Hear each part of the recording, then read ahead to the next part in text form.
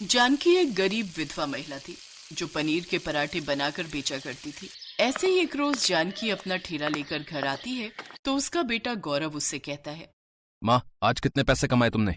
मुझे कुछ पैसे दे दो, मुझे अपने दोस्तों के साथ घूमने जाना है। बेटा, कल ही तो तुझे पैसे दिए थे। माँ, आपको तो पता ही है ना कितनी महंगाई है, और वैसे भी मैं आपका इकलौता लड़का हूँ। कल भी ये पैसे मेरे ही काम आएंगे। बेटा, मुझे अभी तेरी शादी के लिए भी पैसे रखने हैं। वो मैं नहीं जानता। एक तो आपने वैसे भी मेरे दोस्तों में मेरी बेइज्जती करवा रखी है। आपको पता है, सब मुझे गरीब पनीर पराठे वाली का बेटा बोलकर कितना चिढ़ाते हैं। आप कुछ ढंग का काम भी नहीं कर सकती हो क्या? बेचारी जानकी रोते हुए चुपचाप उसे कुछ पैसे निकाल कर दे देती है। वो पैसे लेकर गौरव वहां से चला जाता है। हे ऊपर वाले, ये तूने मुझ पर कैसा अत्याचार किया है। पहले मेरे पति को मुझसे छीन लिया, फिर गरीबी की मार मुझ पर डाल दी, और अब मेरे बेटे को अपनी माँ के काम पर शर्मिंदगी महसूस हो रही है। ऐसे ही वक्त गुजरता जाता है। जानकी धीरे धीरे अपने काम से कुछ पैसे जोड़ लेती है। साथ ही दूसरी तरफ गौरव बुरी संगत में फंस जाता है और निधि नाम की एक तेज तर्रार लड़की के प्रेम जाल में फंस जाता है। वो अक्सर गौरव से नई नई चीजों की डिमांड करती थी, जिसके लिए गौरव अपनी माँ से लड़ झगड़ कर पैसे लेता था। एक रोज जानकी काम से लौटते वक्त गौरव और निधि को एक साथ देख लेती है। बेटे, वो लड़की कौन थी और उससे तेरा रिश्ता क्या है? वही जो एक लड़के और लड़की का होना चाहिए। मैं उससे प्यार करता हूँ और उससे शादी करना चाहता हूँ। लेकिन कौन माँ बाप तुझ निकम्मी को अपनी बेटी देंगे? माँ, आप हो तो पनीर पराठे का ठेला लगाकर इतना तो कमाई लेती हो कि मेरा और मेरी बीवी का पेट पाल सको। मुझे कुछ नहीं सुनना। अगर निधि से मेरी शादी नहीं हुई तो मैं अपनी जान दे दूंगा। हाँ।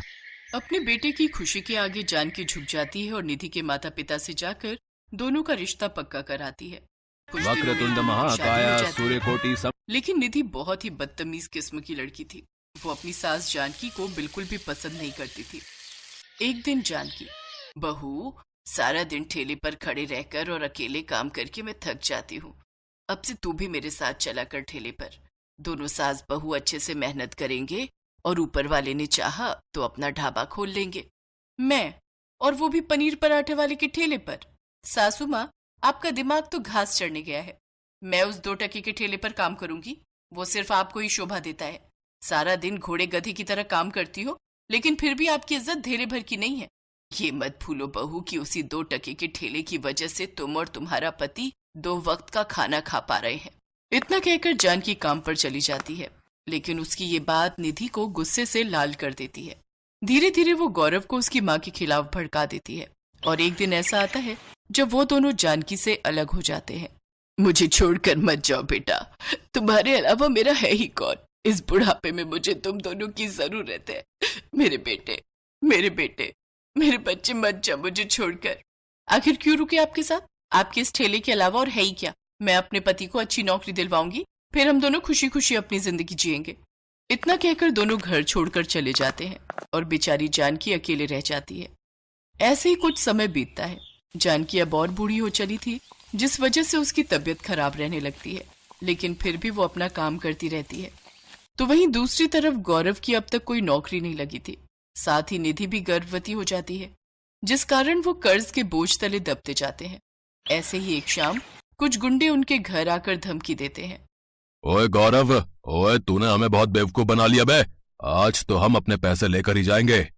तभी वो गुंडे उनके साथ हाथापाई करने लगते हैं, जिसमें निधि को धक्का लगता है और वो पेट के बल गिर जाती है। तभी वहां जानकी आ जाती है और वो अपने बेटे का सारा कर्ज चुका देती है।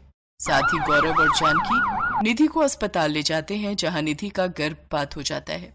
अब उसे अपनी गलती का एहसास हो जाता है और वो अपनी सास से माफी मांगते हुए कहती है, माँ जी, मुझे माफ कर दीजिए।